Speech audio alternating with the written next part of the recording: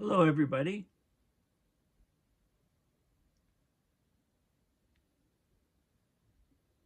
I'm Paul Beckwith. As we approach COP28, which starts November 30th in Dubai, United Arab Emirates, there's a flurry of papers, reports, many of them very lengthy, being released in advance of the conference. So I'm going to talk about a press release and a paper that has come out by Peter Wadham and others. And the article is Scientists Challenge COP28 Agenda, Bad Science and Good Intentions Prevent Effective Climate Action. So the whole point is that we've reached, we're so close to 2 degrees. We're depending on how you define 1.5 and 2 as a moving average, etc.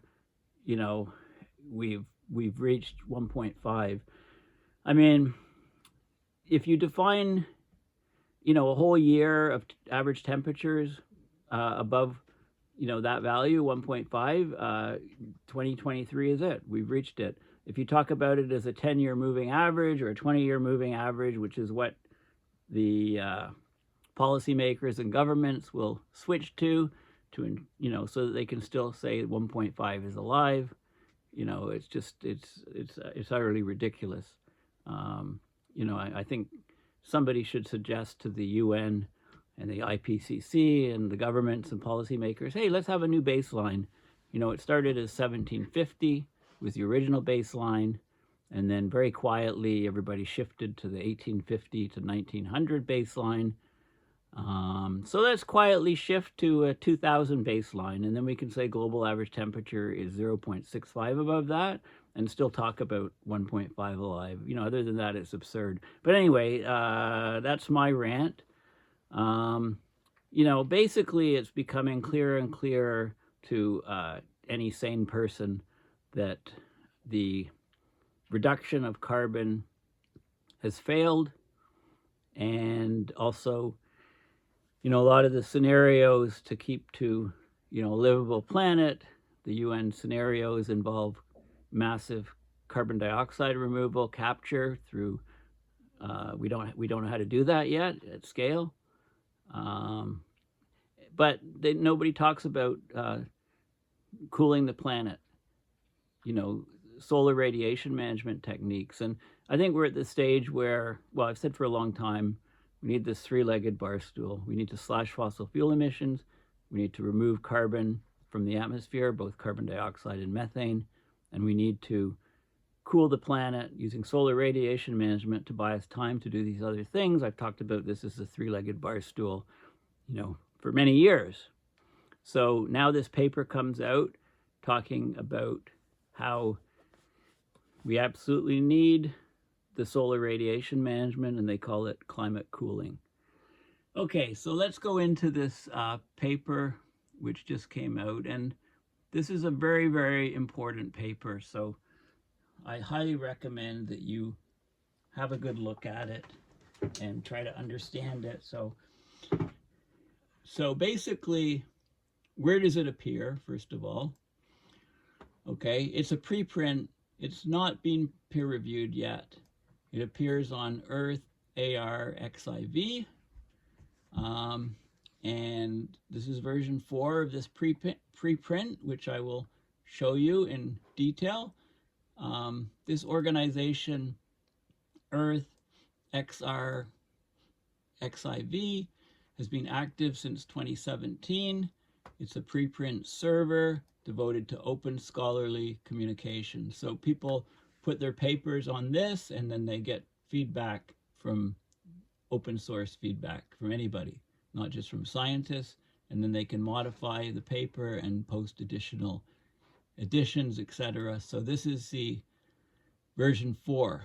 Okay, so this has gone through many versions, and I think the idea is to shorten it and put it in one of the nature journals. Okay, so Earth ARXIV does not evaluate the scientific quality of submissions It serves as a volunteer community-driven platform for free hosting and rapid dissemination of scientific results. And it partners with the California Digital Library, part of the University of California system. Okay, so that's the idea behind it. And it allows us to see it right now, well before it ever reaches the peer-reviewed final state. Okay, so a press release came out. Scientists challenge COP28 agenda. Bad science and good intentions prevent effective climate action. Okay, so the paper basically challenges global policymakers at COP28 to develop an expanded approach to climate change mitigation that includes climate cooling intervention. Okay, this goes above and beyond slashing fossil fuel emissions. It goes above and beyond carbon dioxide removal and methane removal from the atmosphere. It goes to actively intervening to cool the climate. Basically, we're talking about solar radiation management. So the preprint of this paper, Bad Science and Good Intentions Prevent Effective Climate Action, was released on November 10th, led by social systems researcher Graham Taylor, physicist Peter Wadham, and other authors. The authors call on scientists, climate activists, and public policymakers to reject unrealistically optimistic assumptions and face the reality that 2015 Paris Agreement temperature targets will be missed with current climate mitigation strategies. That's the 1.5 Celsius, that's the 2 degrees Celsius. Taylor wrote Evolution's Edge, a book on the requirements for creating a sustainable civilization. Wadham is, of course, the University of Cambridge professor, emeritus of ocean physics, renowned for his work on sea ice. There's also co-authors from Cornell, the Global Coral Reef Alliance, Stanford University. Leslie Field started the company Ice 911 to try to restore sea ice in the Arctic. There's other authors. So basically these authors present a list of fallacies and facts to support their contention that achieving net zero emissions and removing legacy greenhouse gas emissions from the atmosphere are simply not enough to prevent dangerous temperature increases.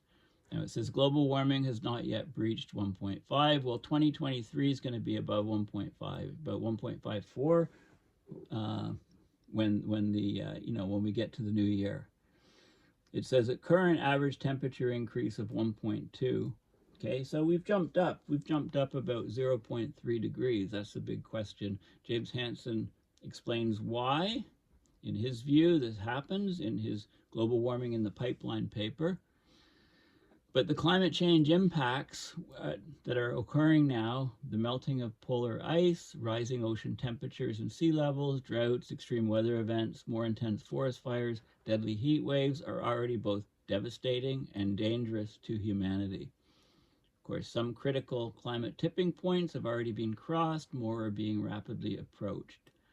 And this threatens to irreversibly disrupt critical natural Earth systems that have kept the climate stable for thousands of years.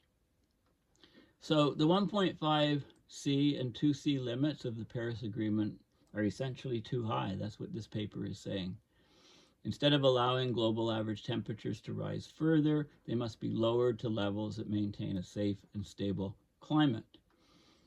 So the authors want policymakers to recognize a number of the grim realities, including that the international mitigation strategy is inadequate and failing. The world is still many decades away from ending greenhouse gas emissions.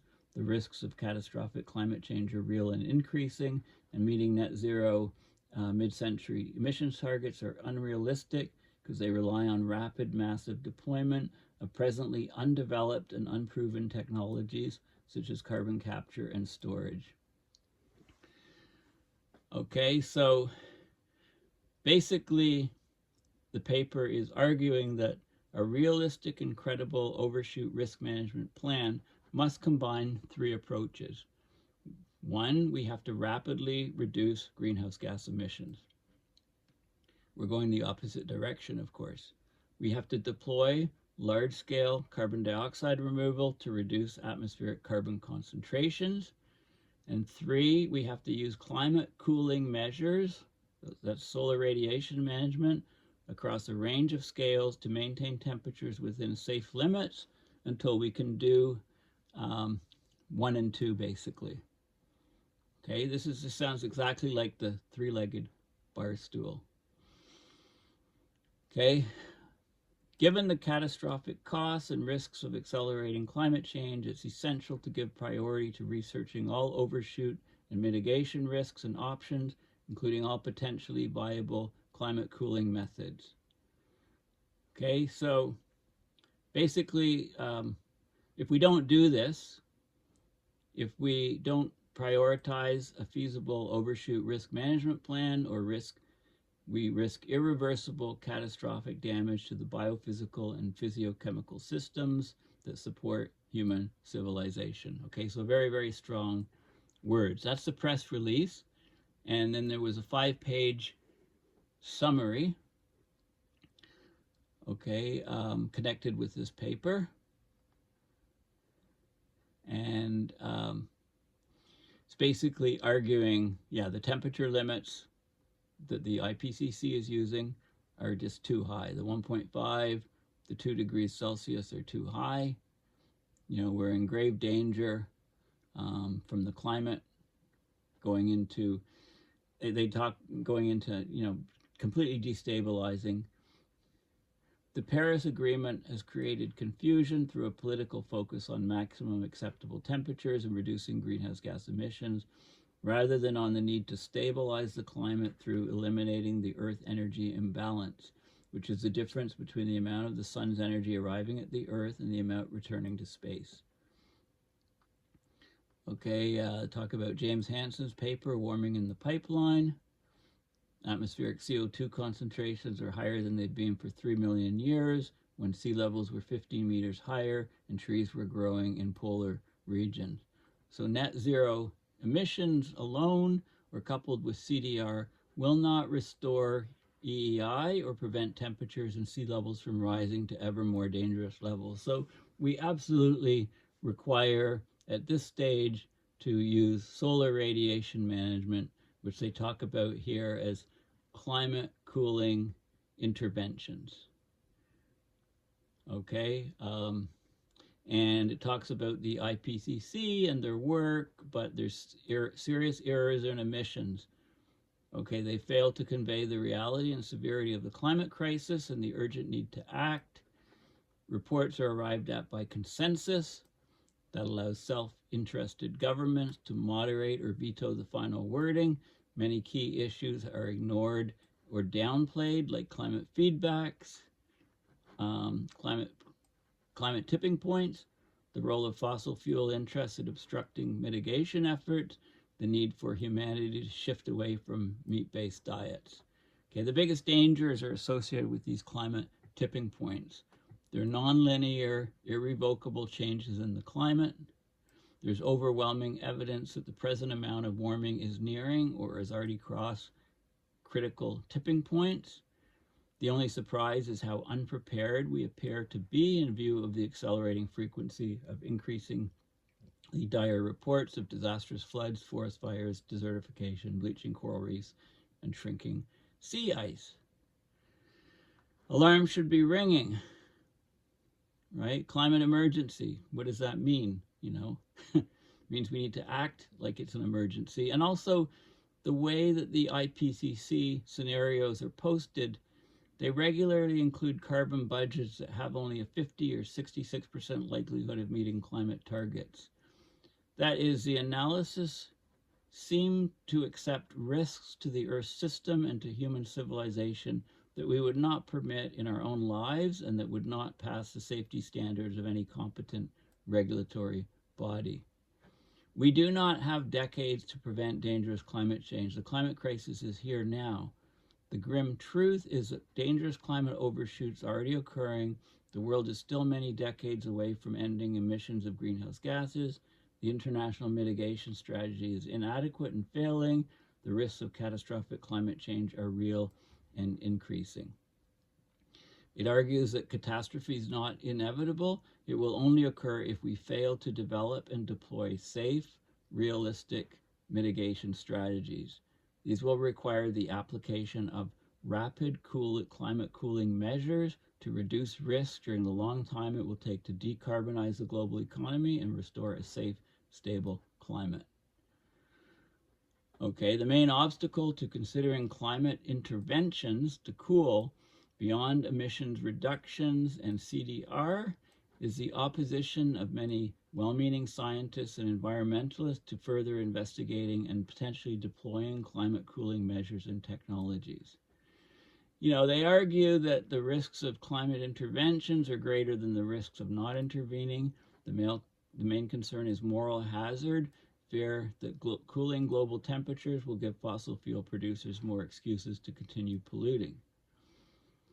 They're valid concerns, but they fail to reflect the gravity of the climate crisis and the dangers posed by the narrow, inadequate, and failing strategy now in place. Climate interventions will have risks, but the risks and moral hazards of not intervening are not only much greater, but existential. Okay, so we're not facing a choice between continuing a safe, proven strategy of gradual emissions reductions versus deploying dangerous geoengineering technologies with known risks.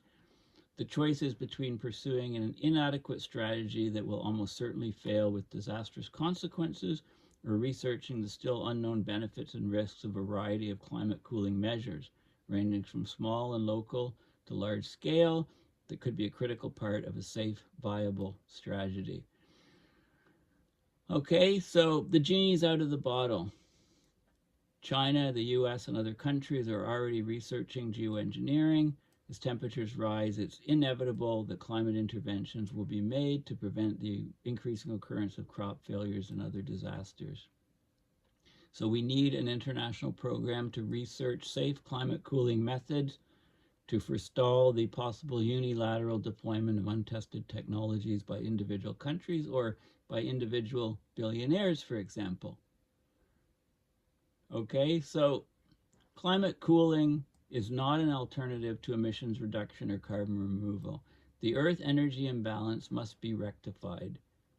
Okay, otherwise, you know, as long as the Earth energy imbalance is positive and growing, the warming is going to occur faster and faster. So we're on a road to disaster right now. For the sake of our planet, our children, and future generations, we must find the clarity and courage to speak truth to power, change course, and develop strategies and solutions for success, not failure. And that means we have no choice but to deploy climate cooling interventions. Okay, so, and then this is the actual full paper. So it's quite long, 74 pages. I've talked about the 2-page press release, talked about the 5-page summary. This is the full report, and I'm not going to go over the full report, but I'm going to pick out some of the most important and key things. Okay, so there's basically, you know, it seems almost certain that the 2015 Paris Agreement climate targets are going to be missed. Only a few experts are questioning the adequacy of the current approach to limiting climate change and suggesting that additional approaches are needed to avoid unacceptable catastrophes. So people have been lulled into a false sense of security. Selective science communication, unrealistically optimistic assumptions are obscuring the reality. And the reality is that greenhouse gas emission reduction and carbon dioxide removal will not curtail climate change in the 21st century. Overly pessimistic and speculative criticisms are behind opposition to considering potential climate cooling interventions as a complementary approach to mitigating dangerous warming. Okay, we're not even doing the research on it. You know, the opposition is absurd to it. There's little evidence supporting assertions that current greenhouse gas emission reduction and removal methods can and will be ramped up in time to prevent dangerous climate change. Overshoot of the Paris Agreement targets will be temporary. Net zero emissions will produce a safe, stable climate. Okay, the impacts of overshoot can be managed and reversed. IPCC models and assessments capture the full scope of prospective disastrous impacts. The risks of climate inventions are greater than the risks of inaction. All of these assertions are false. They're unsupported. They distort the risk assessment. They discount the urgent need to develop a viable mitigation strategy. It's very dangerous thinking, and it's just going to get us in worse and worse trouble. Due to political pressures, many critical scientific concerns are ignored or preemptively dismissed in international negotiations. And you're going to see this over the 2 weeks of the COP28 climate conference. 1.5 alive. Here's a budget to stay under 1.5. Here's a budget to stay under 2 degrees. It's just not happening. It's just not happening. We're already in the soup, so to speak. Okay, climate intervention and climate cooling are used interchangeably, those terms. They're encompassing all methods and measures of technological and nature-based solar radiation management, SRM, albedo modification, sunlight reflection, and solar geoengineering. Okay, so that's, so climate cooling, climate interventions, solar radiation management, all those things basically mean the same thing. Okay, so there's lots of stuff in this paper. They go into great details. I mean, one of the key things is this Earth energy imbalance, right? It's getting higher and higher. Make sure you watch the videos where I talk about James Hansen's work, Global Warming in the Pipeline papers. Unreturned heat is being absorbed in the ocean, land, the atmosphere, and ice. Dissipating accumulated heat, referred to by James Hansen as warming in the pipeline, and increasing capacity to return heat to space are necessary to stabilize the climate. Okay, atmospheric CO2 concentrations are higher than they've been for over 3 million years. When sea levels were 15 meters higher, trees were growing in polar regions. So net zero emissions alone, or coupled with CDR, carbon dioxide removal, will not restore Earth energy imbalance or prevent temperatures and sea levels from rising to ever more dangerous levels. Okay, we need that third leg of the bar stool. We need solar radiation management. IPCC models incorrectly assume that rising temperatures will have incremental impacts, that overshoot can be managed with adaptive measures and reversed within decades. Their assessments greatly underestimate the devastating, nonlinear environmental, economic, and social risks of overshooting safe global temperatures. Okay, so basically, any statement, it's impossible to adapt to irreversible catastrophic impacts like species extinction, the loss of glaciers, the inundation of island states by rising seas, and the release of gigatons of methane from warming permafrost in oceans. Any suggestion otherwise, that we can adapt to these things, is a political, not a scientific statement. Okay, a major problem with the IPCC cost-benefit models is that they estimate future climate damage based on analysis of the smaller weather impacts of the past. Okay, they're not taking into account all these non-linearities, these tipping points. Of course, passing these climate tipping points is the biggest danger. These are non-linear, irrevocable changes in the climate, like the melting of permafrost, the dieback of rainforests, or the disruption of ocean currents. And the transition to net zero emissions will take decades, and we just don't have time.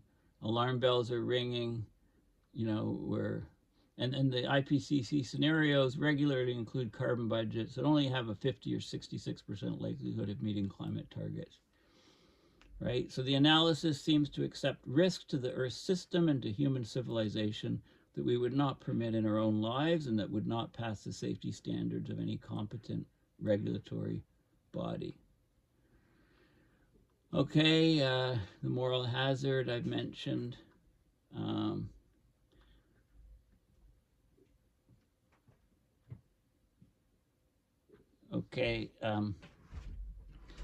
There's a lot of opposition to climate interventions, from not just from scientists, but from environmental organizations, a lot of politicians, the public.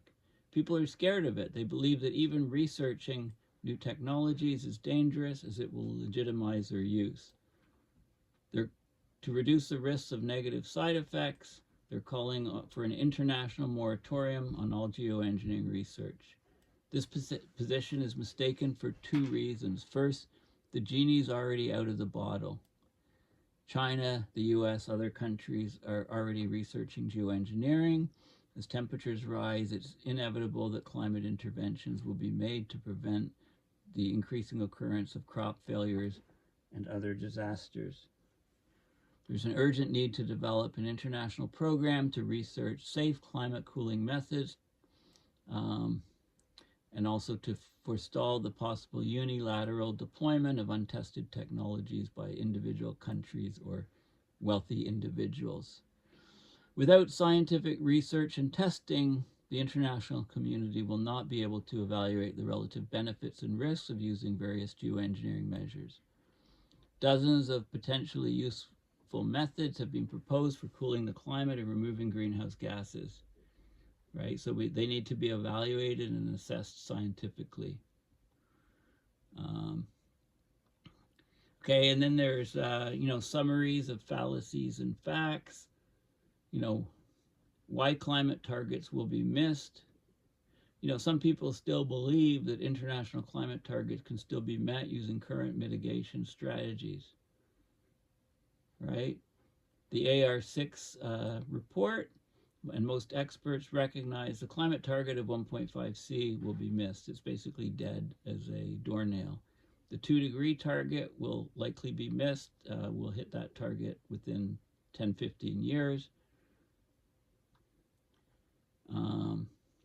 And there's other facts like heating from warming oceans, existing greenhouse gases, and the removal of aerosols will raise temperatures above 2 Celsius.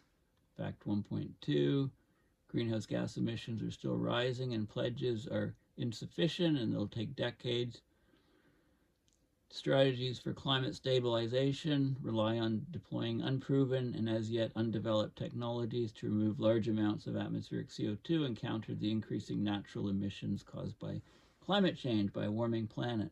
So there's all of these facts, and there's fallacies, about overshooting will be temporary. If we overshoot 1.5, overshoot 2, that'll be temporary. Right, and anyway, it goes into great detail. The IPCC assessments are wrong. They're overlooking the paleothermometer. They're overlooking feedbacks, tipping feedbacks, etc. Some people still say climate interventions are so dangerous, even research should be banned. Well, what's more dangerous than a collapsing global food supply, for example, from ever-rising temperatures, right? When you're talking about things being dangerous and risk, you need to compare the risks of if you deploy something versus if you do nothing, and the risks of doing nothing are way, way too high. Okay, so there's all kinds of different stuff and different quotes from people, and I'm not going to dwell on all of those. Humanity, especially youth, is now thoroughly alarmed by the dangers of climate change. The World Economic Forum's 2023 survey of global risks found that public and private sector leaders believe that the 3 biggest risks in the coming decade are all climate related.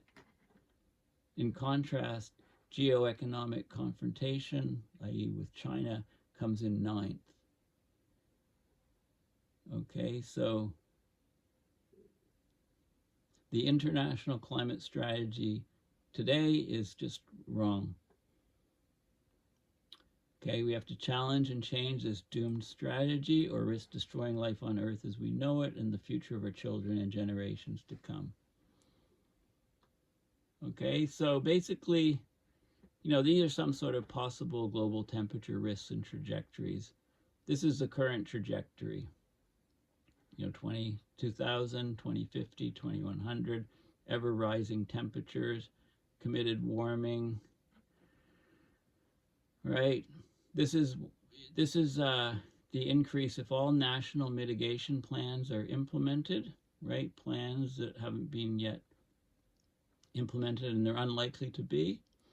And this is if we deploy carbon dioxide removal and solar radiation management interventions, we can keep the temperature lower. Okay, so, you know, we're missing all the climate targets. Climate change is happening faster than expected. Unprecedented changes happening around the world. We have these huge emission gaps. You know, this is the target gaps, pledges and targets. There's huge gaps. I mean, 1.5 is basically gone, and you know, we're in the fight for our lives, and we're losing. Greenhouse gas emissions keep growing. Global temperatures keep rising.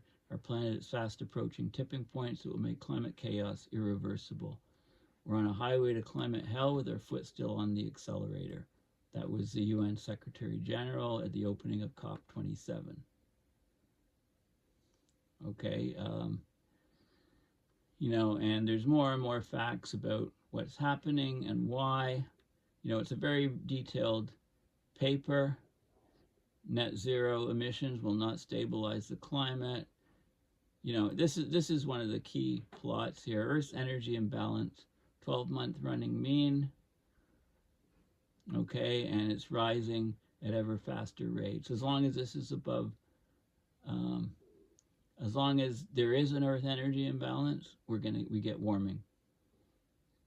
Okay, that's energy in minus energy out. More energy is coming in, we get warming. Okay, so we've got to zero this curve, and the only way to do that is we need solar radiation management. Okay, dangers of overshoot, getting larger. The risk of climate tipping points is rising rapidly as the world heats up. Okay, I think I've shown this plot from, this was a graphic in The Guardian. You know, this is the current level of warming. It says 1.1. Well, in 2020, it's 1.5 in 2023. Okay, this is 1.5 is the lower part of the blue line. 2 degrees is the higher part. That's the Paris Agreement targets. And you can see all of these things here have already passed the, you know, 1.5. These things have all passed that tipping point. And there's cascading tipping points. You know, you cross one thing, it can lead to cascade to crossing another thing, etc. So we're marching up the curve here to, you know, complete change of our climate, collapse of what we know of our present day climate. Okay, and it goes on. The equilibrium climate sensitivity. This is from the Assessment Report 6, Working Group 1, Physical Science, and the latest models show, you know, 3.8 Celsius. But the summary, the IPCC best estimate, they just lowered that and said 3 from AR6. But the actual models show even higher, 3.8. And Hansen is saying it's 4.8. Hansen, in his Global Warming in the Pipeline, he argues that doubling CO2 will result in a global warming of 4.8. And that's plus or minus 1.2. So it could be 3.6 or it could be as high as 6. Okay, so we basically, we've basically run out of time. I mean, let's go to, okay, so are there any other figures? There's this figure here. We are destroying Earth.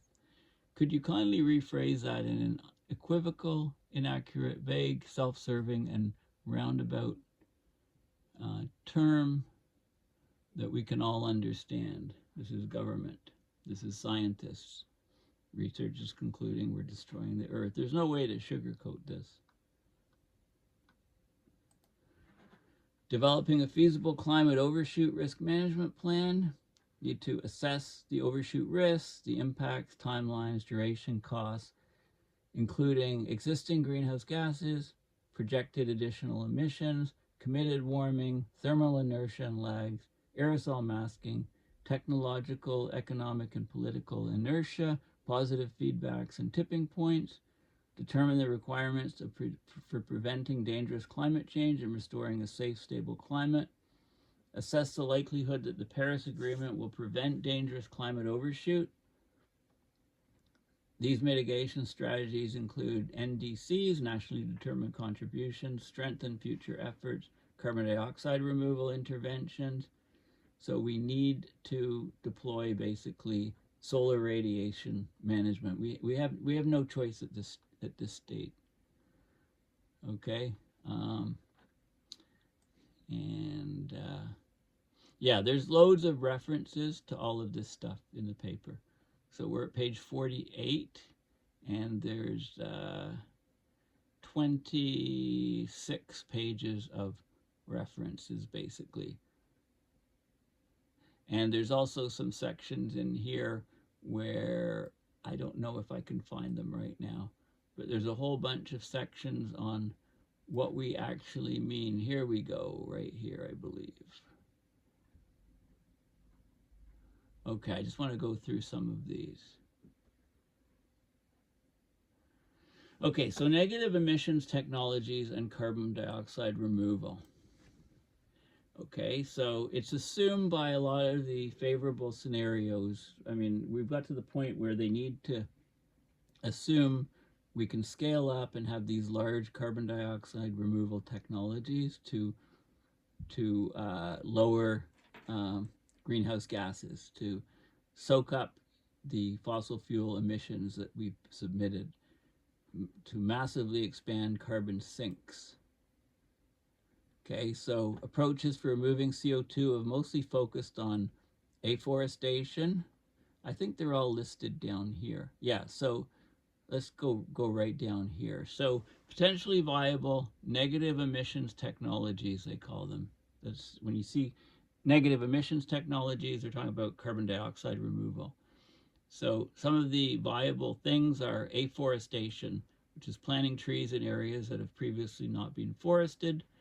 Biochar, using biomass to create a carbon-rich substance that supports soil rejuvenation. Biological carbon sequestration, storing CO2 in vegetation by restoring forests, peat marshes, coastal wetlands. Bioenergy with carbon capture and storage, that's BECS for short, which is capturing and permanently storing CO2 from processes where biomass is burned to generate energy or converted into fuels and then capturing the carbon. Okay, we just don't have enough land to do this at the scale that they're talking about. It's like a magic, wishful, unicorn, rainbow technology that the IPCC is talking about mostly when they talk about carbon capture. Carbon capture and storage is capturing, transporting, and permanently storing greenhouse gas emissions from industrial sources. Direct air capture, extracting CO2 directly from the atmosphere and then permanently storing it in geological formations. Direct ocean capture, CO2 is directly extracted from the ocean, probably a lot easier to do than air capture. Deep water irrigation, regenerative upwelling and deep cycling can increase the growth of macroalgae by exposing them to nutrients from the mesopelagic zone. Enhanced atmospheric methane oxidation to oxidize CH4, adding things like adding iron chloride to the atmosphere. Enhanced weathering, suppressing crushed silicate materials on land and water to increase the pH and plant productivity. Forest restoration, restoring biologically diverse forests to their previous healthy, diverse states. Carbon negative construction, use of plantation timber, new forms of concrete and road materials to store carbon in the built environment. Ocean afforestation with macroalgae, seagrasses, mangroves, and salt marshes. Ocean alkalinization, adding alkaline materials to seawater to enhance the ocean's natural carbon sink. Ocean iron fertilization, using trace amounts of iron ore dust to iron poor ocean areas. Ocean pasture restoration, basically. Regenerative agriculture, seaweed permaculture, ocean fertilization to grow diatoms, synthetic limestone manufacture, capturing CO2 and converting it to synthetic limestone. Okay, and then we have direct climate cooling or solar radiation management, solar geoengineering. So some of the methods. So let's look at some of the methods, rather. Okay, so the concept of bright water. Having traveling ships pumping tiny bubbles into the sea to increase the water's reflectivity and lower ocean temperatures. Buoyant flakes. Fertilizing the ocean and increasing albedo with floating flakes made from agricultural waste such as rice husks, lignin, and mineral tailings. Cirrus cloud thinning. Injecting ice nuclei like dust into cirrus clouds to thin them, and that would allow more heat to escape to space. Ice shields to thicken polar ice, building underwater walls and subglacial cooling tunnels to prevent the loss of polar ice. Iron salt aerosol, mimicking natural dust storms with iron salt aerosols to cool the climate, remove atmospheric methane, draw down carbon through stimulating marine algae growth. Marine cloud brightening, mimicking natural processes, seawater and other aerosols are sprayed into marine clouds, increasing their reflectivity and cooling the ocean. Mirrors for Earth's energy rebalancing, the MIRROR acronym. Surface solar reflectors made from recycled materials are used for local heat adaptation to provide thermal mitigation, cool the surface. Of course, stratospheric aerosol injection, mimicking volcanic eruptions. We introduce aerosols into the stratosphere to create a cooling effect by a global dimming and increased albedo. Surface albedo modification, ways to reflect more sunlight off the Earth's surface, including growing crops that reflect more light, clearing boreal forests and snow-covered areas, covering desert areas with reflectors, protecting glacial and lake ice with reflective materials to slow melting, whitening mountaintops and whitening roofs with white paint. Thermodynamic geoengineering and ocean thermal energy conversion, OTEC, harnessing the temperature difference between ocean surface waters and deep ocean waters. Tree planting and reflective materials in urban areas, right? So all of these methods need to be evaluated and compared for likely benefits, risks, costs, and deployment timelines. There's no silver bullet. Okay, but we need to look at all of these things for CDR, for SRM, and evaluate them without any prior bias. The SRM is vital. So I like this in the conclusion. I'm just going to say, you know, direct climate cooling is the crucial missing element of a viable mitigation strategy. The three elements of a realistic climate strategy. Okay, we're relying on two methods right now, slashing fossil fuels and carbon dioxide removal. Okay, that's like a stool with two legs, incomplete, unstable, and unsafe. It's like I wrote those sections, right? We need solar radiation management. We need the third leg of the bar stool, the three-legged bar stool. And, you know, risk mitigation plans, and I've discussed this a little bit. Okay, so this paper is vitally important because it's a real dose of reality. What you're going to see while the COP28 conference is on is all these rainbows and unicorns and talk of budgets to stay at 1.5 and budgets to stay at 2 degrees, you know, and fossil fuel companies, you know, getting into renewables and expanding, you know, cutting back on fossil fuels, and yet subsidies are at record high levels, and oil production is at record high levels, and there's a lot of fossil fuel capture at this particular conference. So if you want a real dose of reality, this is a must-read, vital report, and it will probably be much shorter when it comes out in one of the Nature magazines, etc. So very, very important paper to read.